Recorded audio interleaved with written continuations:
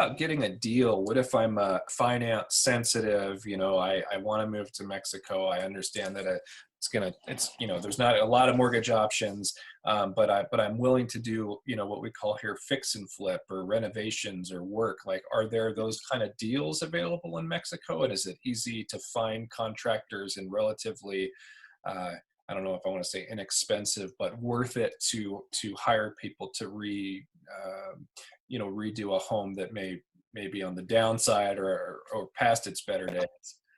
Oh, absolutely. I know a lot of people who have successfully flipped. Hmm. And what it takes is a little bit better understanding of the language, Hmm. because you need to be communicating with the workers. You need to be communicating with the contractor. And, a lot of contractors here, are bilingual.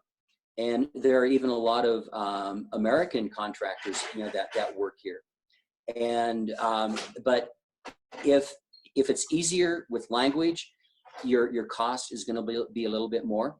And so, if you can communicate in the language, you can do all of your remodeling at a lot less expense.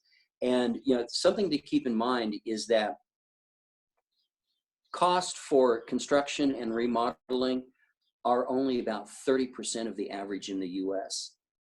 So, those costs are, relatively low.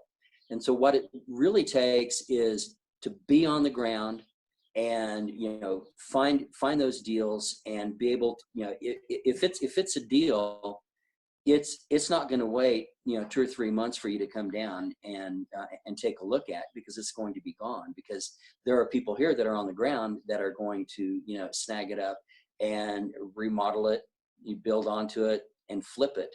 And so there are people that do that, but it really takes some good language skills and being here on the ground.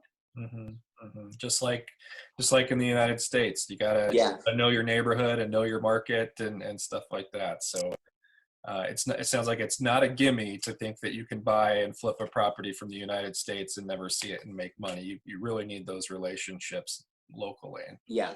Yeah.